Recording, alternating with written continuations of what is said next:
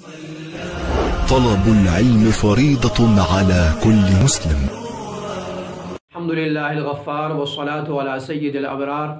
जो लोग मैयत को गुस्ल देते हैं, ख़ासकर मैयत अगर औरत है तो उसने जो सोना चांदी के जेवर पहने हुए होते हैं या मैयत के जेब से कुछ पैसा निकल आए तो गुस्ल देने वाले उससे अपना हक़ समझ करके या तो ख़ुद ही ले लेते हैं, और कहीं कहीं घर के बड़े भी मैयत के इस्तेमाल की चीज़ों को इमाम साहब को, कब्र खोदने वालों को या गुस्ल देने वालों को दे देते हैं। दोनों ही तरीक़े दुरुस्त नहीं। तो आइए समझते हैं क्यों। इंसान जो ही मरता है तो उसकी जितनी भी चीज़ें होती हैं वो सारी की सारी चीज़ें उसके वारिसिन का हक़ होती हैं। वारिसिन में छोटे बच्चे भी होते हैं जिनकी इजाज़त का, रजामंदी का वैसे भी कोई एतबार नहीं, लेकिन ये वो मौका है जहाँ पर बड़ों की इजाज़त का, बड़ों की रजामंदी का भी हकीकत में कोई एतबार नहीं। इसलिए कि ये जो चीज़ें इन लोगों को दी जाती हैं वो एक मजबूरी के तहत, एक खौफ के तहत दी जाती हैं। और जाहिर सी बात है, जो इजाज़त, जो रजामंदी मजबूरी की बिना पे, खौफ की बिना पे हो, हकीकत में वो रजामंदी होती ही नहीं है। अब देख लीजिए मजबूरी क्या। बहुत से लोग या तो ये समझते हैं कि हमें गुस्ल देना आता नहीं, हम गुस्ल के तरीक़े से वाकिफ़ नहीं है, इस बिना पे वो मजबूर होते हैं दूसरों को लाने के लिए और फिर इस तरह की हरकतें करने के लिए।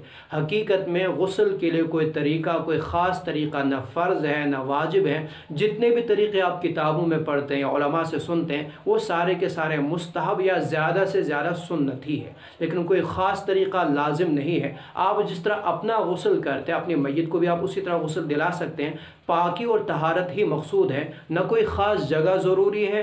आप आजकल हर घर में बड़े से बाथरूम होते हैं, फ्लश पॉइंट की जगह से हट करके बाकी जो जगह है आप उसे साफ़ कर लीजिए। केमिकल डालना चाहें वो भी कर सकते हैं, कोई शीट वगैरह बिछाना चाहे तो वो भी कर सकते हैं। तो कोई जगह भी ज़रूरी नहीं, कोई ख़ास तरीक़ा भी ज़रूरी नहीं है। आप जिस तरीके से करना चाहें गुस्ल, बस उसका एहतराम रखते हुए उसको आप गुस्ल दे सकते हैं।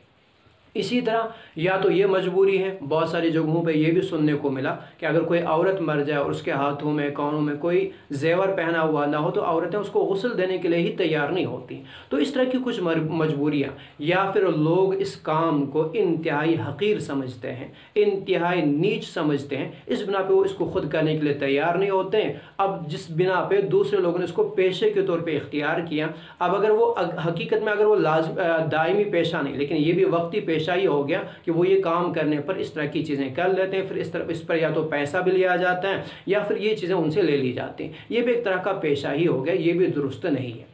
खौफ भी है, इसमें खौफ भी होता है। खौफ क्या, आप देखें ये जो इस्तेमाल की चीज़ें होती हैं, अब इनको घर वाले इस्तेमाल करने में वहशत महसूस करते हैं, खौफ महसूस करते हैं। इस बिना पे ये इस्तेमाल की चीज़ें उठा करके इन तीन में से किसी को दे दी जाती हैं। हालांकि उसके इस्तेमाल में मकान भी था, उसके इस्तेमाल में गाड़ी भी थी। तो अजब अजब तरह का ये खौफ है कि जो मामूली कीमत की चीज़ें हैं, थर्माकाट हैं, उसकी सदरी थी, टोपी थी, उसमें तो खौफ महसूस होता है, लेकिन जो बड़ी कीमत की चीज़ें हैं, मकान है आपके, उसके इस्तेमाल में दुकान थी, उसके इस्तेमाल में गाड़ी थी, उसमें तो खौफ महसूस नहीं होता। वो चीज़ें आपने कभी इमाम साहब को, कभी गुस्ल देने वाले को या कब्र खोदने वालों को नहीं दी, तो वहाँ तो खौफ महसूस नहीं होता। और यहाँ खौफ महसूस करके इनको अपने लिए इस्तेमाल करने को पसंद नहीं करते हैं और ये उठा करके आप इन लोगों को दे देते हैं। अगर आप इसी तरीक़े को करते रहे तो याद रखें, एक दिन मुसलमानों के दरमियान से हमदर्दी का नाम ही ख़त्म हो जाएगा, इंसानियत का नाम ही ख़त्म हो जाएगा, इस्लामी मुआशरा तबाह होकर के रह जाएगा।